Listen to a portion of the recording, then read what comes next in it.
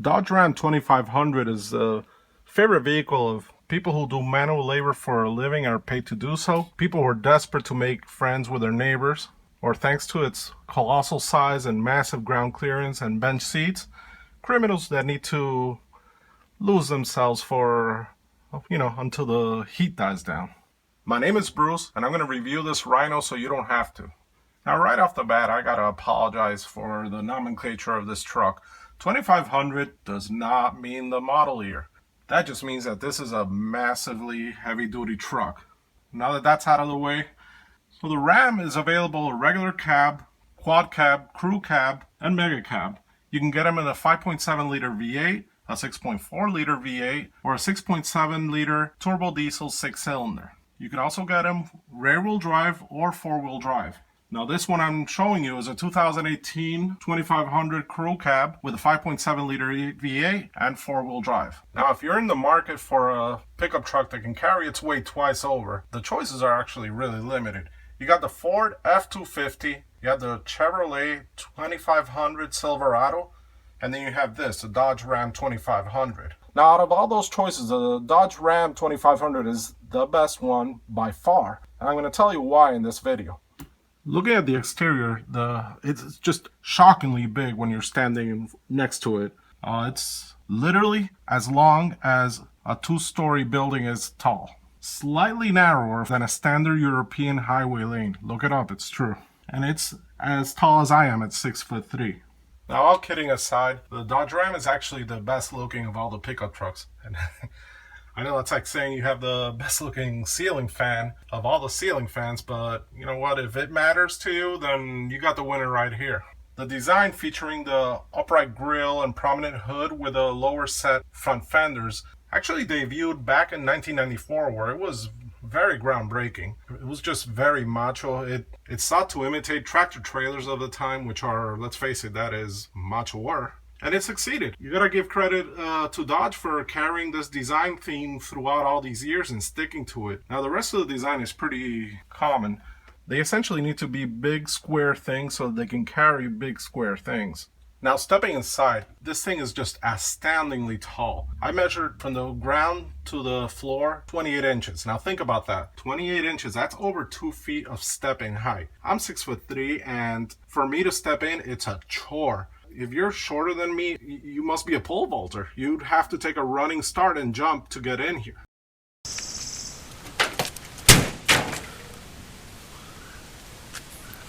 I would say that's abrupt. They could have done a little bit of bushing so that it doesn't slam quite like that. Now the bed is 41 inches off the floor. Think about that. 41 inches. That's way taller than a kitchen island. And imagine yourself carrying something heavy all the way up 41 inches to put it in here. That's a backbreaker. Now the interior design of the 2500 is pretty nice for a base model. They have this metallic looking plastic trim on the dashboard, on the front doors or rear doors. They didn't have to do that. It's nice. The front seat has a center console where it's big enough that you can fit a tablet computer, and it's got the connections for the USB and whatnot. It also has cup holders. But lo and behold, you can actually flip this center console up and it's a seat. So you can actually sit 3 across, which is really convenient. Now under that center spot, you can see that there's a small parcel shelf. The dashboard also has 2 glove boxes, but you won't forget that you're driving the base model when you flip down the sun visor and find that there's not even a mirror in there.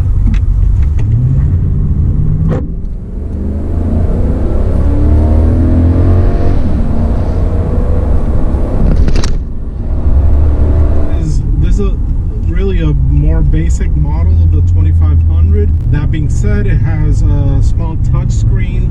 The system has a lot of settings that allow you to set up, how long you want the lights to be on after you turn the car off. Do you want the lights to blink? To put the car in reverse, the reverse display, it's kind of small considering the size of the vehicle, but at least it has it. It's got Bluetooth for the phone. It doesn't seem to have Bluetooth audio, but as long as you can connect it through the USB, then you're good to go. Other than that, the cabin is pretty basic. It has everything you need. The driving position is quite comfortable. This seat doesn't have the tilt function. It only has, you know, it's only adjustable four-way, which is front back, and then the angle of the seat back. And the pedals are not adjustable either. More expensive models have actual electronic powered pedals that you can adjust better. The pedal position is not great. I think it's meant to be for people who are driving with big boots. The doors have plenty of room and pocket between those doors and the two glove boxes and this space here, and then it's got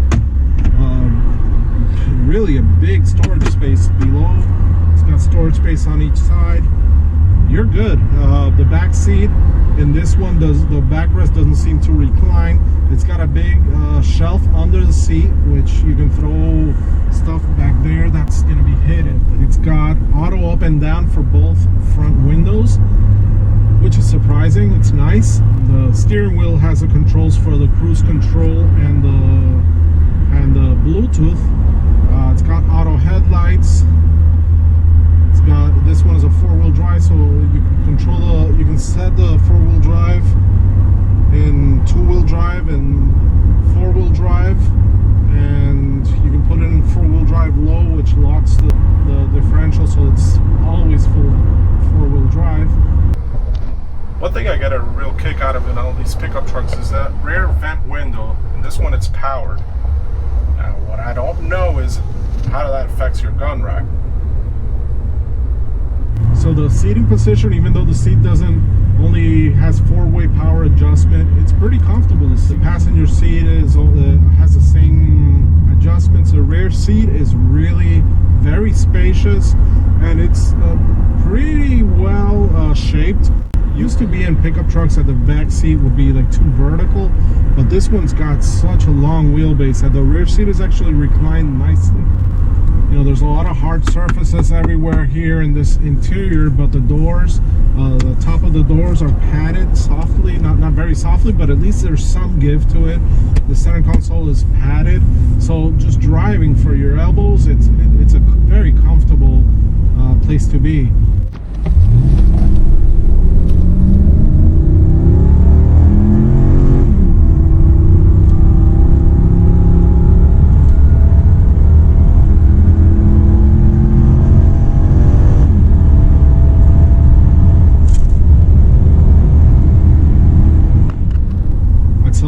For this 2500, which has a 5.7 liter V8, it's not very fast. It does close to between 7.5 and 8 seconds, which is not bad. It doesn't have much past, let's say, 100 miles per hour. It's a very heavy vehicle, so it doesn't start off the line very quick. It takes a little bit for it to get moving. But once you're at highway speed, that 385 horsepower does show up, and this thing will accelerate from like 60 to 90 pretty quickly. Now this one is a 2018 model with a 5.7 liter V8. It has 385 horsepower, I believe 400 foot-pounds of torque, and it is rated for 14 miles per gallon city, 23 miles per gallon highway. And truth be told, I drove it largely on the highway, and I only managed to get 16 miles per gallon. It feels pretty peppy. I was expecting a little more from this Hemi V8. That's why I would say you should definitely go with a larger V8. There is no conversation about handling that has anything to do with a heavy-duty pickup such as this. It's very tall, and the center of gravity is very high up, and it's like a tip over situation where I doubt that it would tip over. I think it would slide before it tips over, but it certainly doesn't inspire confidence. The steering in the 2500 is it's not great. It's not bad. There's not a lot of play on center. Before, with these pickup trucks, you used to be able to roll your boat with these things, and in order to just get it to start moving, switching direction. Now it's very direct. The actual steering feel is not good. You can barely tell what the front tires are doing. There's like 10 feet between me and the contact patches. What do you expect? The brake pedal feels like you're stepping on a brake. It's just very hard to modulate it, and the stopping distances are pretty long, which is kind of alarming considering that this is a vehicle that's rated to, the payload is, I don't know, I think it's like 7,500 pounds, and it can tow like 10,000 pounds of crazy lumber, but it doesn't have brakes that are good enough for that. Now, it's got to be said that there's plenty of other options that you can get for towing, including air brakes, but this one just doesn't have it. I'm on a pretty smooth road. This is the Chesapeake Bay Bridge. And I've driven on this bridge many times. I've never been in a bumpier vehicle than this one. Like right now, you see me, like the ride is so unsettled, and it's got this big old off-road heavy-duty suspension with monster suspension travel. The problem is that suspension travel is afforded by stiff springs and also stiff shock absorbers that are designed for heavy loads. So the ride is very unsettled. Just minor bumps, there's a lot of pronounced up and down motions with it. It's nautical up in here. If you want some kind of semblance of a smooth ride for the highway and you need to have the towing capacity of these heavy-duty pickups, the Dodge Ram is the only way to go. The more expensive versions have an air suspension that does a far better job at handling the shock absorber situation that this one has with the coils and the antiquated shock absorber. We're very high up in the wind, so there's bound to be a lot of noise from the wind, and aerodynamically speaking, these pickup trucks are a barn door. It's very hard for them to cleave through the air.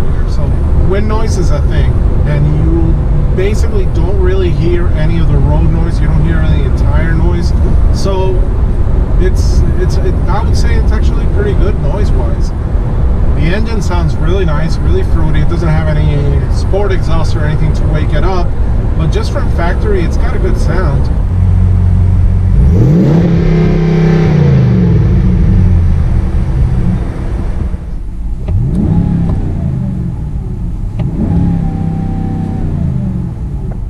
With how long the wheelbase is and the terrible turning radius, I mean, this thing's as willing to change direction as a communist country's foreign policy. On a more serious note, these trucks are very reliable and they hold their value really well. They're actually a really good prospect for long-term ownership. They're so simple. There's really not a whole lot that can go wrong with these. So the value proposition is really strong. The interior is very cushy. It's a comfortable place to spend time in as long as you're not going long distances in it. And the view out is fantastic. These are all things I really like about this truck. And one thing about that view, it is fantastic. You're perched up here in basically a lighthouse that gets to look down on Lilliputian vehicles such as a Chevy Suburban, a Ford Expedition. They're nothing compared to where you're at. It's if you like looking down on people, it's awesome. There's nothing not to like about it. There's nothing wrong with that. You can admit it to yourself. Just keep it to yourself. After driving this thing for a couple of days, I'm really looking forward to giving it back. The drivability it's pretty bad, especially if you're going to be going highway speeds. The fuel consumption is alarming. This thing chugs fuel like an alcoholic at a free wine tasting, and I'm not even exaggerating here. I filled it up, then I drove about 15 miles to the rental agency, and I had to top it off once more.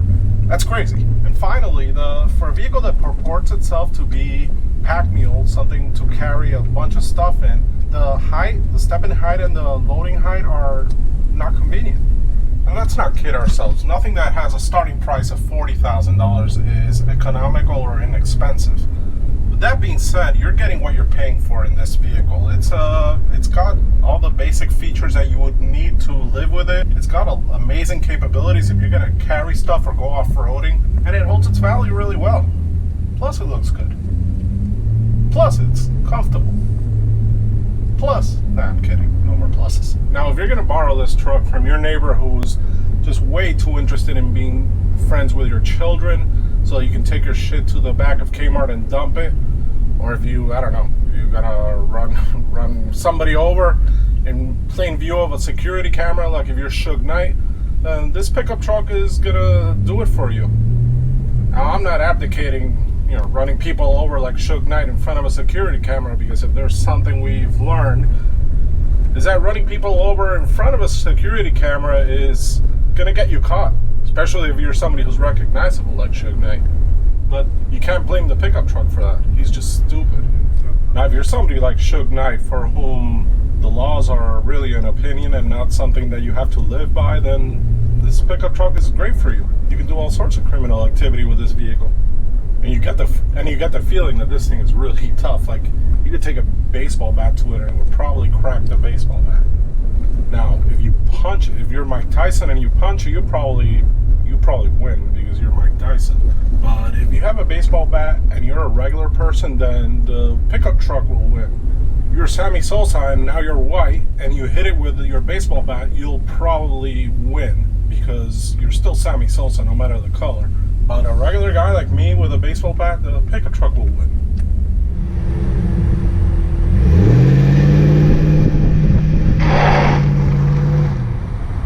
In closing, if you like this video, please hit that like button. That's tremendously helpful for me and the growth of this channel. Also, do subscribe to the channel. You'll get notifications about when I upload videos. Thank you so much for taking the time, and look forward to uploading more video for you guys.